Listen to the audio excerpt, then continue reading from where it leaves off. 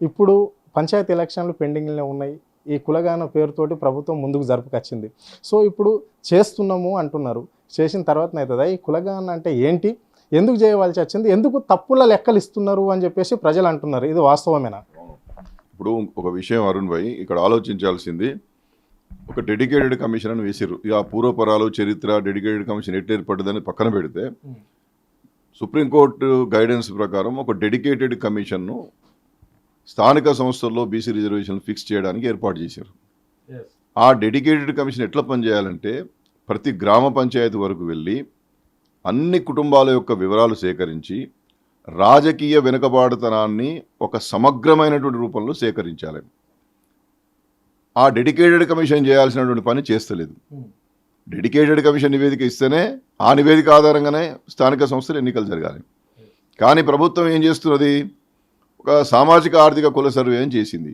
కుల సర్వే కావాలని చెప్పి మనం అందరం కోరుకున్నాం. కానీ ఆ కుల సర్వే ఎవరి ద్వారా చేయించారు? ప్లానింగ్ విభాగం ద్వారా చేయించారు. ప్లానింగ్ డిపార్ట్మెంట్ అనేది గవర్నమెంట్లో ఒక భాగము. ముఖ్యమంత్రి గారు పెంచమంటే పెంచుతారు, తగ్గించమంటే తగ్గిస్తారు. ఎందుకంటే లెక్కలు అర్థమైతేనే ఉన్నాయి కదా. 2014లో సమగ్ర కుటుంబ సర్వేలో 51% ఉన్న బీసీలు 10 సంవత్సరాల తర్వాత వీళ్ళు ఇంటింటికి పోయి చేసినామని చెప్పేటటువంటి ఈ గణనలో 46% అయ్యారు. పెరిగిందా తగ్గిందా? జనాభా పెరుగుతారా తగ్గుతారా?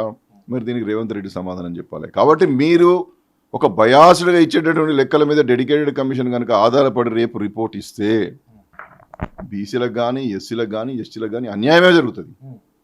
అయితే రాజ్యాంగబద్ధంగా ఎస్సీ ఎస్టీలకు ఒక బాబాసాహెబ్ దయవలన ఒక గొప్ప అవకాశం ఉన్నది ఏంటంటే జనాభా ప్రకారం వాళ్ళకి ఇస్తారు. కాబట్టి నువ్వు చేసే జనాభాలు ఏమున్నా 2014లో 2011లో జరిగినటువంటి జనాభా లెక్కల ప్రకారం దాన్ని ప్రొజెక్షన్ చేసి చూసినప్పుడు ఖచ్చితంగా వాళ్ళ జనాభా ప్రకారం వాళ్ళకు వస్తాయి. కానీ తిరిగి అన్యాయం జరిగింది ఎవరికయ్యా? బీసీలకు. నువ్వు 10 సంవత్సరాల తర్వాత బీసీల లెక్కలు పెంచకుండా, పెంచావని మేము అంటలేము, ఉన్నది ఉన్నట్టు ఇస్తే చాలు. నీ సర్వే అంతా కూడా తప్పుల తడక, నీ సర్వే అంతా కూడా ఎక్కడ కూడా సమగ్రంగా జరగలే. నువ్వు ఇవాళ ఏమంటావు? మేము బీసీలను ఉద్ధరిస్తామని చెప్పి మాటలు మాట్లాడుతున్నావు. దేశానికి రోల్ మోడల్ అని చెప్పి నువ్వు చెప్తావు. ఎక్కడ రోల్ మోడల్? ఒక్క విధానం కూడా స్పష్టంగా చేయకుండా, ఒక్క విధానం కూడా ల్యాబ్స్ కాకుండా ముందుకు పోకుండా గందరగోళము, అయోమయము, అసమగ్రంగా చేసి మేము రోల్ మోడల్ అని చెప్పుకుంటారు. దానికి రాహుల్ గాంధీ గారు సపోర్ట్లు కొడతాడు. నిన్న లోక్సభలో మాట్లాడతారు, మన మధ్యప్రదేశ్ ఎన్నికల గురించి మాట్లాడతారు. అంటే ఆ నాయకత్వమే అంటున్నదని చెప్పి మనం భావించాల్సి వస్తుంది. కాబట్టి నేనేమంటున్నా, మీరు సమగ్ర కులగణన చేసినటువంటి ఆ నివేదికని వాళ్ళ అసెంబ్లీలో పెట్టి స్పెషల్ సెషన్లో డిస్కస్ చేస్తా అంటున్నారు. డిస్కస్ చేసిన తర్వాత మీరు ఇచ్చే లెక్కల మీద ఆధారపడి డెడికేటెడ్ కమిషన్ ఇవ్వడం తప్పు. డెడికేటెడ్ కమిషన్ ఊరూరుకు వెళ్ళి ప్రజల యొక్క స్థితిగతులను అధ్యయనం చేసి సమగ్రంగా ఒక నివేదిక రూపకల్పన చేసి ప్రభుత్వానికి ఇవ్వాలి. నువ్వు ఇచ్చిన డాటా మీదనే టైప్ కొట్టి ఇవ్వమంటే నువ్వు ఎట్లా చెప్తే డెడికేటెడ్ కమిషన్ కూడా అట్లే పనిచేసినట్టు. మరి సుప్రీంకోర్టు చెప్పినటువంటి దాన్ని ఏం పాటించినట్టు నువ్వు? మళ్ళీ అదే 50% లోపే ఎన్నికలు పెట్టే ప్రమాదం ఉన్నది. 42% ఇస్తావని చెప్పి నువ్వే చెప్పినావు కదా బీసీలకు. ఆ 42% కోసం ఏం చేస్తావా అంటే దాని గురించి ఎవరు మాట్లాడరు. సుప్రీంకోర్టు కేసు అడ్డంగా ఉన్నదంటారు. సుప్రీంకోర్టులో జడ్జిమెంట్ 50% దాటద్దని నువ్వు చెప్పేది ఏమన్నా దేశం అంతా తెలిసిందే. దాన్ని అధిగమించే కదా 42% ఇస్తావు నువ్వు చెప్పింది. ఆ 42% ఎట్టిస్తావు? ఇవాళ చర్చ జరగాలి అసెంబ్లీలో. మేము కోరుతున్నది ఆ చర్చ. కానీ మేము ఇన్ని లెక్కలు చేసినాం, మేము దీన్ని మీ ముందర పెడతాం, చర్చిస్తాను. చర్చించి ఏం చేస్తావు? నీ ఇష్టం వచ్చినట్టు రాసుకొచ్చి ఒకటి పెడతావు. దాని మీద ఎందుకు చర్చ? అది అసెంబ్లీని తప్పు పట్టించడం, ఒక పవిత్రమైన దేవాలయం లాంటి ఒక ప్రజా దేవాలయాన్ని తప్పు పట్టించడం. మంత్రి మరి పొన్నం ప్రభాకర్ అంటున్నాడు, శూన్యంగా అంటే కొత్త గవర్నమెంట్ ఈ రాష్ట్రంలోకి వచ్చిన నుంచి ఇందిరమ్మ రాజ్యంలో ప్రతి డోర్ టు డోర్ సర్వే చేశాము, శూన్యంగా సర్వే చేసి క్షేత్ర స్థాయిలో సర్వే చేసినాము. అంటే కుక్క కాడికెళ్ళి నక్క కాడికెళ్ళి ఇంట్లో ఏది ఉన్నా, ఏ వస్తువు ఉన్నా కానీ దాన్ని అంతా సర్వే చేసి 90%కు పైగా చేశాము. ఎవరు దీన్ని కించపరిచే విధంగా మాట్లాడద్దు, ఇది ఫుల్ ఫ్రిజర్గా ఉంది. దా లెక్కల ప్రకారమే మేము ఇప్పుడు ఈరోజు అసెంబ్లీలో పెట్టాలనుకుంటున్నాం, చర్చించాలనుకుంటున్నాం అంటున్నాడు. దీన్ని ఎట్లా చూడాలి? ప్రభాకర్ గారు మా చిరకాల మిత్రుడు, బీసీ బిడ్డ, బలైన వర్గాల గురించి కొంత అంకితభావం ఉన్నాడు. కానీ పాలకునికి లేదు కదా. ఆయన ఏం చెప్తే అది మాట్లాడేటటువంటి మైక్ పీసీనే.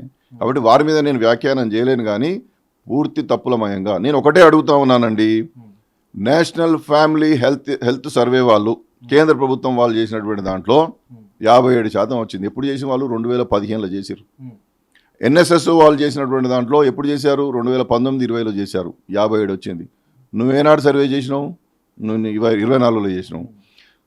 అంటే సమగ్ర కుటుంబ సర్వేలో 51 వస్తుంది, ఎన్ఎఫ్ఎస్ఎస్ చేస్తే 57 వస్తుంది, ఎన్ఎస్ఎస్ఓ చేస్తే 57 వస్తుంది, నువ్వు చేస్తే 46 వస్తుందా? ఇది ఇది ఎక్కడ లెక్క? ఇది ఏమనాలిగా? మరి నేనేమంటున్నానంటే పదవులు వస్తాయిపోతే నేను కూడా బీసీ కమిషన్ చైర్మన్గా చేసిన, మెంబర్గా చేసిన, నేను కేసీఆర్ గారు కూడా అనేకమైన సూచనలు చేసిన, ఈ 8 నెలల కాలంలో రేవంత్ రెడ్డి గారికి అన్ని సూచనలు చేసిన. పదవి ఉన్నదని చెప్పి పెదవి మూసుకొని కూర్చోలే. ఆనాడు ఆ పదవికి కట్టుబడి ఏమేమి సూచనలు చేయాలో అవన్నీ సూచనలు చేసినాం. నేనేమంటున్నా అంటే పదవులు వస్తాయిపోతాయండి, ప్రజల కోసం ఎవరు నిలబడితే వాడు చరిత్రలో ఉంటాడు. ఈ పదవి అనేది ఏందండి? ప్రజలు ఇచ్చినటువంటి దయతో వచ్చినటువంటిది. ప్రజల కోసం పనిచేయడంలోనే జీవితానికి సార్థకత ఉంటుంది. కాబట్టి నేనేమంటున్నానంటే తప్పులమయం చేస్తారు మీరు. ఫిర్యాదులు ఏ సూచనలైనా చేస్తే మేము రిసీవ్ చేసుకుంటామని ప్రభాకర్ గారు అంటారు, అందరూ అంటారు, ఒక్కరు దొరకరు.